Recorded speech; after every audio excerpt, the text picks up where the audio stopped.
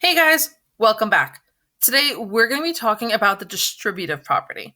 So the distributive property is when you are multiplying a term on the outside of your parentheses to everything on the inside of your parentheses.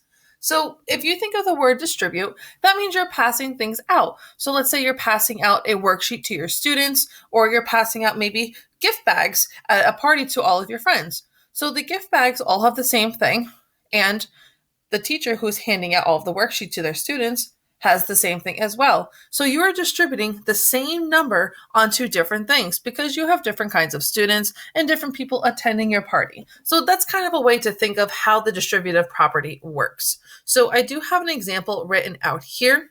So I have this algebraic expression 2 times 3x plus 5. So if you see where it has the red number 1, the first thing you need to do is multiply the 2 and the 3x. So 2 times, I'm going to use a dot for multiplication, 3x. So I can multiply the 2 and the 3 to get a 6, and the x is going to tag along with it. So the reason why is because I'm really adding 3x twice because multiplication is a shortcut for addition. So I'm really doing 3x plus 3x. That is how I get the 6x. Let's look at that next term. So in the blue, I have 2 times 5. And 2 times 5 is going to give me 10. And it's going to give me a positive 10 in this case. See the sign right in the middle of the parentheses here? You need to carry that down in the middle. So my final distributive answer is going to be 6x plus 10 in this case.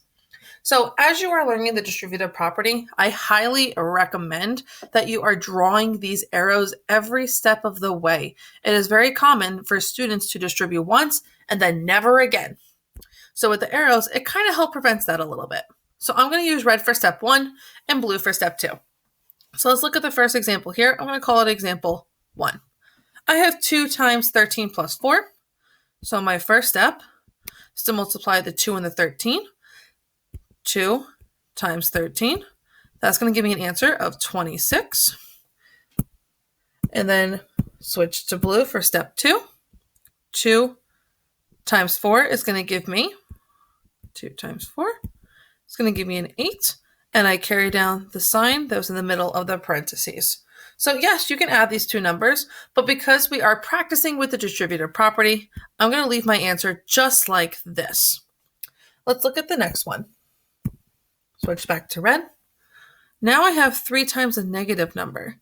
So 3 times negative 4. That's going to give me a negative 12. It's very important to remember your signs when you are distributing. The second step, 3 times a 5, that's going to give me a 15. But the sign in the middle here is that negative, so I have to add a negative in my final answer. So my final answer is going to read negative 12 minus 15. From here on out, I'm just going to use the black. Now we have some variables. So now I have a 2 times a 9x. That's going to give me an 18x. And the next step, 2 times 3 gives me 6. And the sign in the middle is positive. So this is going to be my final distributed algebraic expression. Let's look at these bottom 3. 2x times 3. So this is very similar to the one that we did in the very first problem. So it's going to give me 2 times 3, which is 6. And since I have an x, it's going to be 6x. Now I have 2x times 4y. Well, I can multiply those numbers to get 8. That's fine.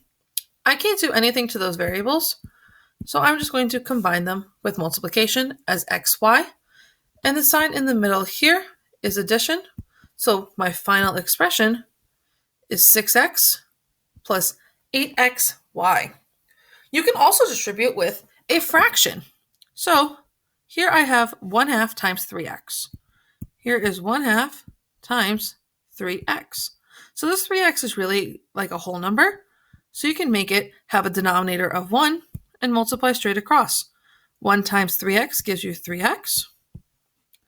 And 2 times 1 gives you 2. So that would be my first term, 3/2 x. So we can rewrite that as 3 over 2x.